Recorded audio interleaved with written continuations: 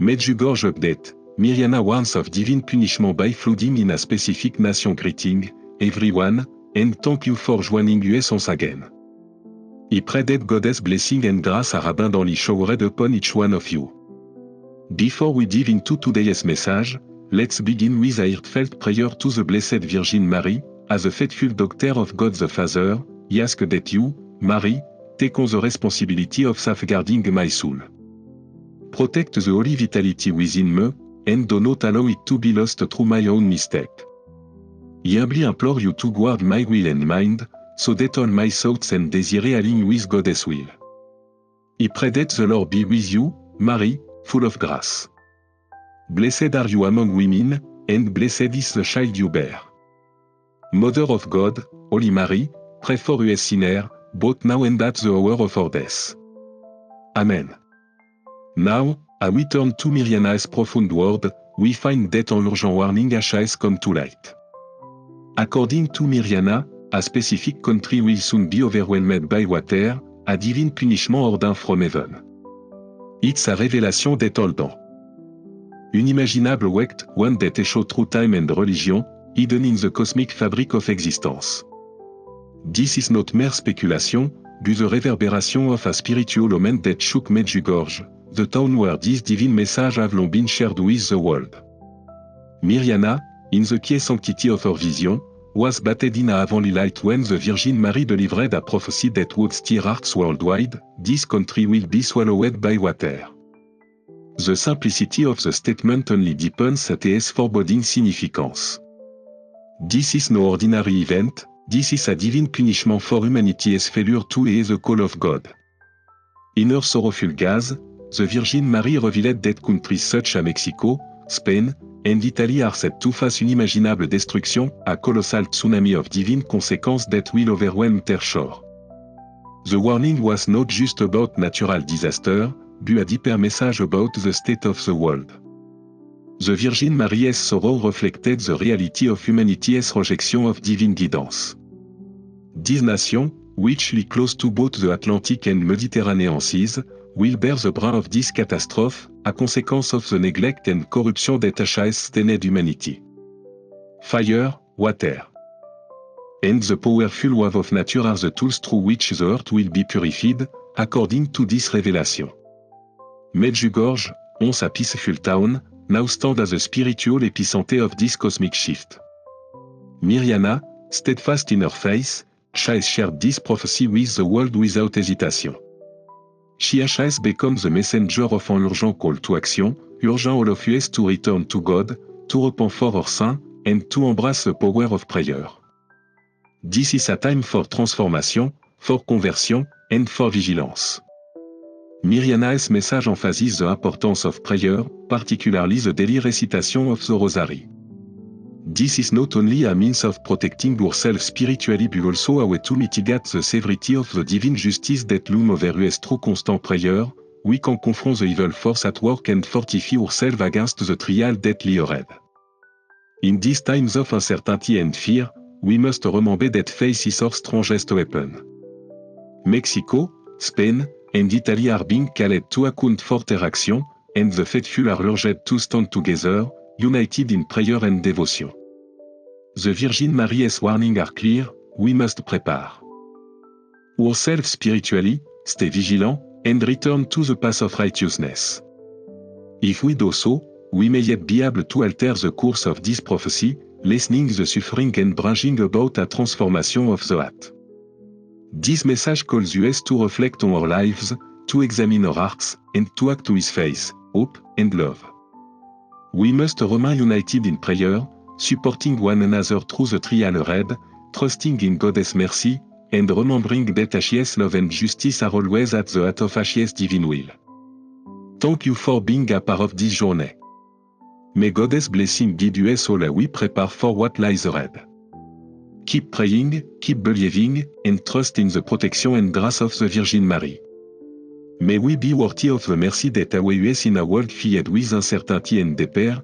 The Virgin Mary's message to Mirjana continued to echo with both urgent warning and hopeful guidance. She shared with the faithful that hearts had become shrouded in a thick, black fog, clouded by sin, indifference, and fear. But even in this darkness, Mary called her children to never abandon prayer, to embrace conversion. And to seek God's grace because it is the only hope that could pierce through the veil of despair. This moment in history was both a test of faith and a blessing, for it was in this very trial that the faithful had the opportunity to listen God's word through sincere prayer and act of penance. Les paroles de Marie, livrées par Mirjana, étaient à la fois sobres et réconfortantes. Pour ceux qui résistaient au changement ou au repentir, l'appel à la prière a été un rappel vif de l'urgence de l'époque, tandis que pour ces deuils et dans la douleur, c'était un baume pour leur âme. Les fidèles ont été rappelés que chaque acte de pénitence, chaque prière offerte, avait le pouvoir de réduire le jugement divin qui était suspendu au monde.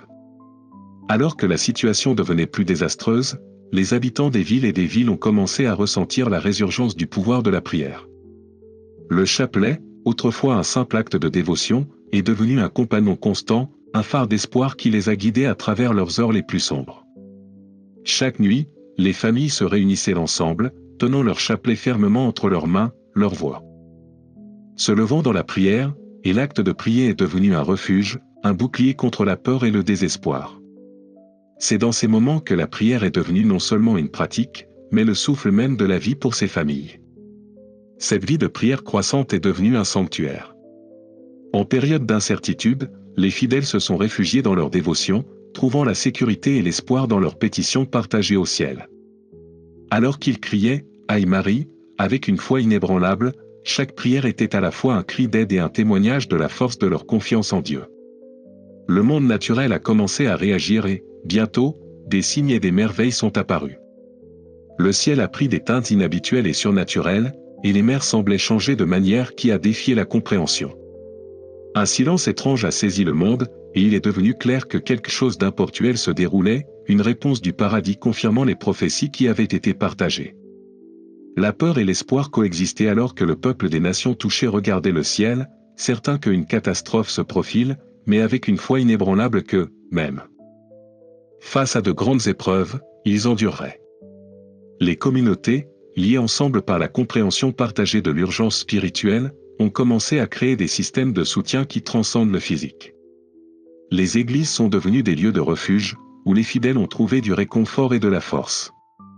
Les prêtres, avec une foi résolue, ont assuré à leur congrégation qu'aucune prière n'a jamais été gaspillée et que la grâce de Dieu était toujours présente, quelles que soient les circonstances.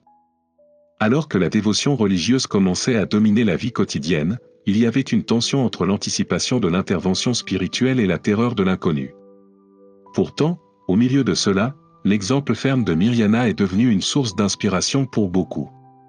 Sa foi inébranlable, sa compassion et sa clarté du but ont incité à innombre et d'innombrables autres à rechercher la conversion, à faire la paix avec Dieu et à se réconcilier avec leur communauté.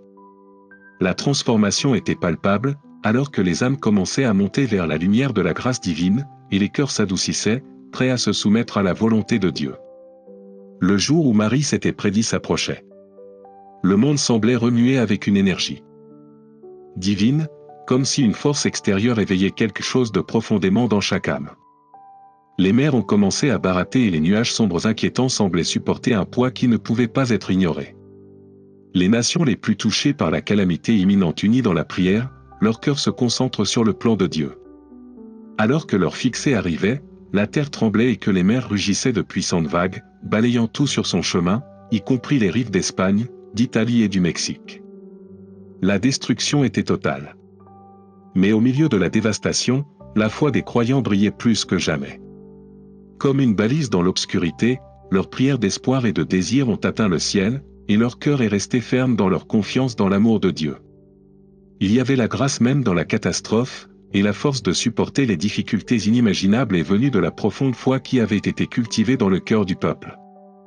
Lorsque la tempête est finalement passée, un nouveau départ est apparu. La reconstruction n'était pas seulement une tâche physique, c'était un renouvellement spirituel. La foi qui avait été testée et raffinée dans les incendies de la catastrophe deviendrait désormais le fondement sur lequel un nouveau monde serait construit.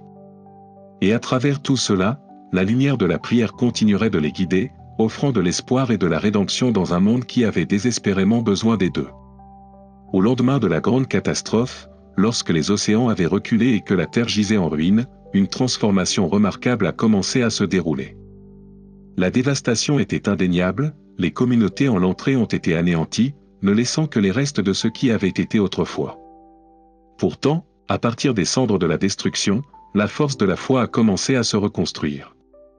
Les gens qui avaient été dispersés par la peur et l'incertitude se sont maintenant rassemblés, unis par la seule force qui les avait transportés par la tempête, leur croyance inébranlable en Dieu et l'intercession de la Vierge Marie.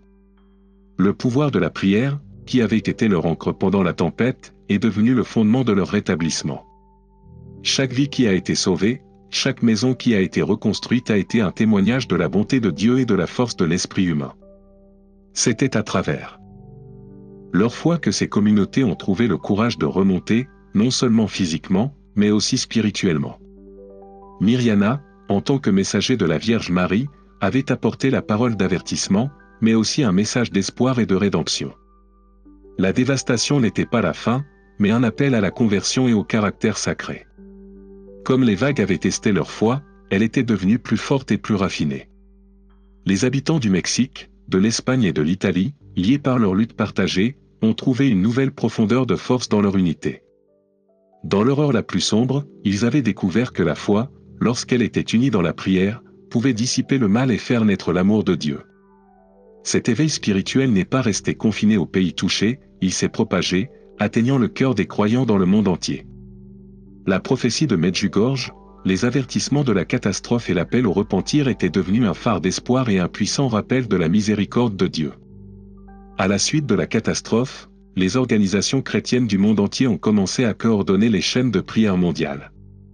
Une vague de solidarité se propage, reliant les croyants à travers les frontières. Le chapelet, autrefois symbole de la tradition, a pris une nouvelle signification, devenant un outil puissant pour l'unité et la force spirituelle. Les gens de toutes les nations, grands et petits, ont commencé à voir le chapelet comme une bouée de sauvetage, quelque chose qui a apporté le réconfort, la sécurité et l'espoir.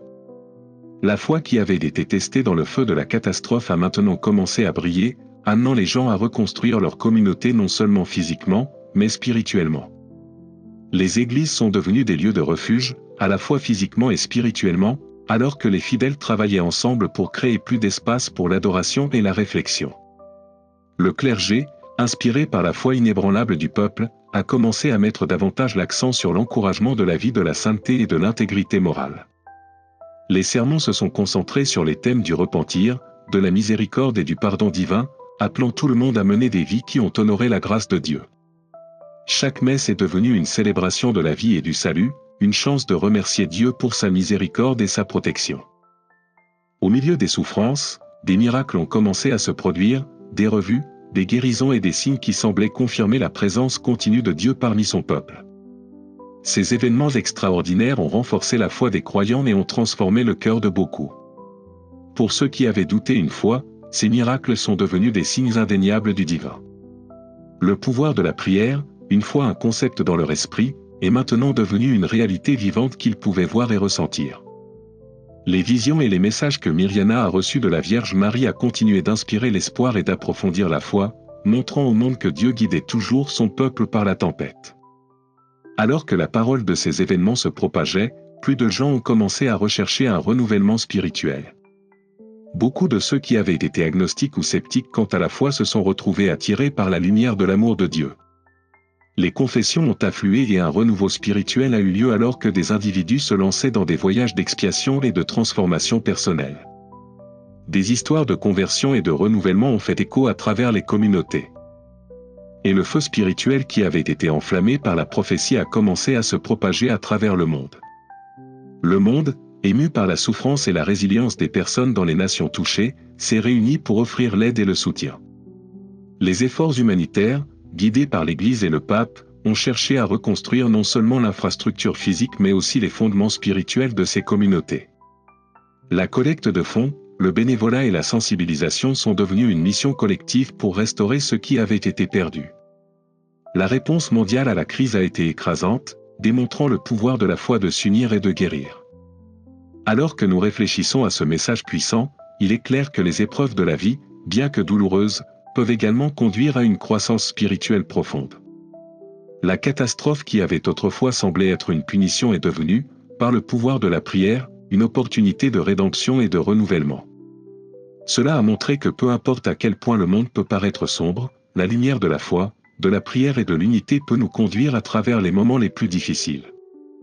Les communautés qui sont passées des cendres de destruction n'ont pas seulement été reconstruites, elles ont été spirituellement transformées. Merci de me rejoindre aujourd'hui dans ce voyage de réflexion. Votre participation à cette discussion témoigne de la force de notre foi partagée. Je vous encourage à laisser vos réflexions dans les commentaires ci-dessous, et n'oubliez pas de vous abonner et de frapper la cloche de notification afin que vous puissiez rester à jour avec nos futures vidéos. Ensemble, continuons à grandir dans la foi, la prière et l'unité, sachant qu'avec la grâce de Dieu, nous pouvons faire face à tout défi qui se présente à nous.